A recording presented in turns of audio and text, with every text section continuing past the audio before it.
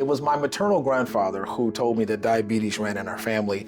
I wasn't a diabetic at the time, and so he told me to always get my blood work checked. And by talking to my primary care physician one day, once I turned 21, I made a promise to myself that I would always go and get my blood work checked.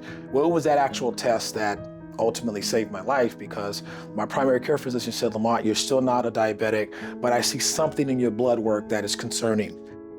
You have some type of kidney disease." From there, I would go see a nephrologist who would give me a biopsy, and that biopsy was really, really important. They couldn't tell if I was at 75% or 10%, but they knew something was not right.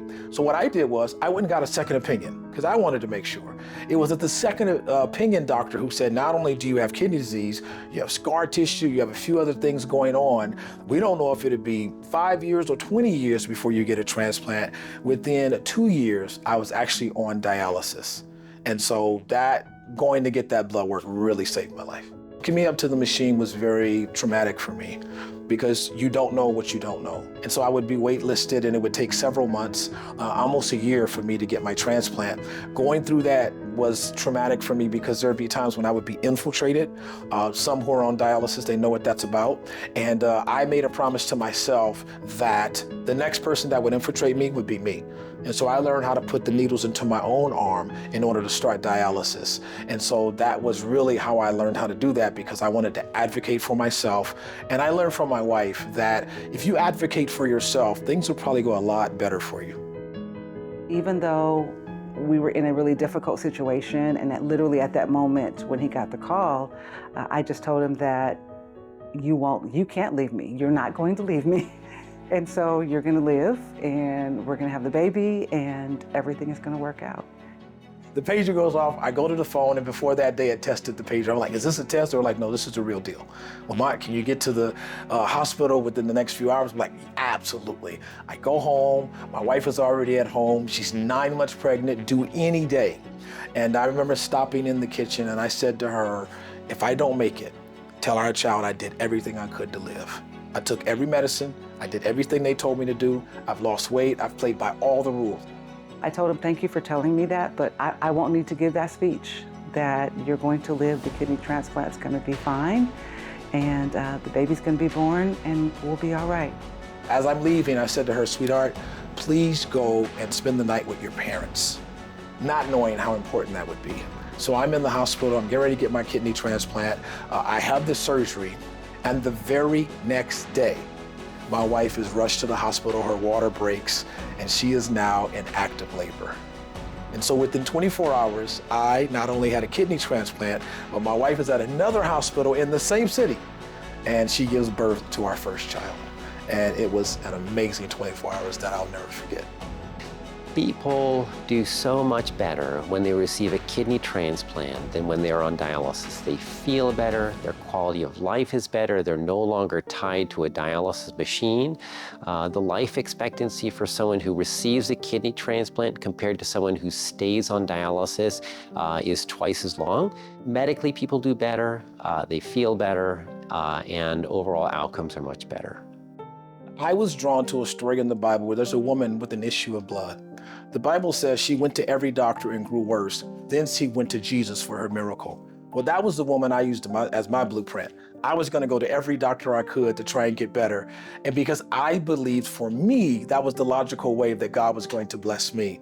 And so pursuing my passion as a pastor, that call never left, that call never dwindled. And one day I did get a call to move from where we were to the beautiful city of Seattle. And by then I was okay. I had received my first kidney transplant. I'd been living okay. But a few years later on, while I'm pastoring, while I'm doing what I'm doing, I run into another situation where I would need a second kidney transplant.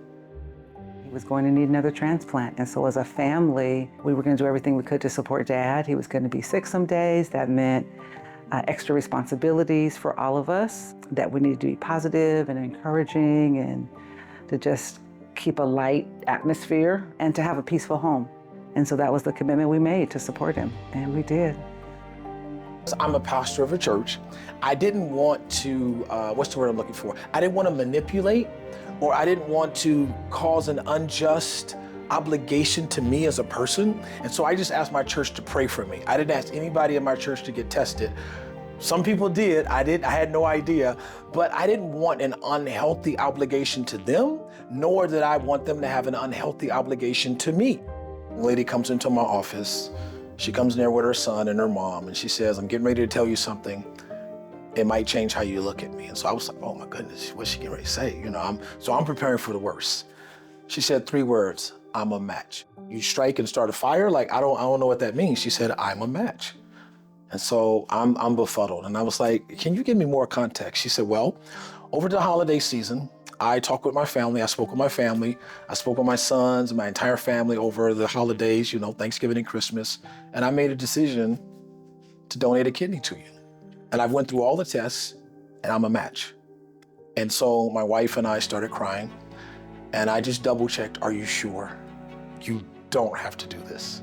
At times it was difficult, but I knew that my dad was a fighter and he's easily one of the strongest people I know. Strength as in physically, but also emotionally and intellectually.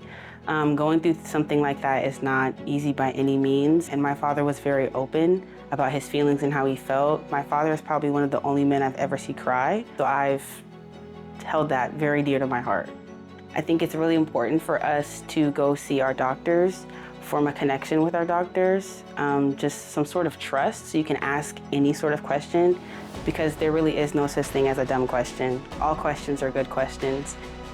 Is a tremendous legacy and testament, and I think a gift of stewardship that God has uniquely given us is amazing. And so I would encourage people to just think about that and to think about not just the person's life you're saving, but their family's life. I just want to tell other people they can make it.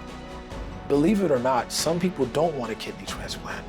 When I was in center and I would talk to some of my colleagues, they didn't want to go through the possibility of the kidney failing or the possibility of, I'm going to be on the wait list for X amount of time. That was a chance I was willing to take. And I'm so glad I took that chance because I'm still here today. I thank God for that person. I have it on my driver's license to be, a donor if and when that time comes. But I just want to say to anybody considering it, thank you, because I think there are like 8 to 10 different lives you could save. One person has the power to save 8 lives through organ donation. And most organ donors will save at least 2 to 4 lives. Learn more about donation. There's a clear benefit to the recipient, but ask yourself, what kind of legacy do you want to leave if you find yourself in that situation? There's someone who could live on with your heart. Someone could live on with your kidney. Someone could live on with the organs that you have now.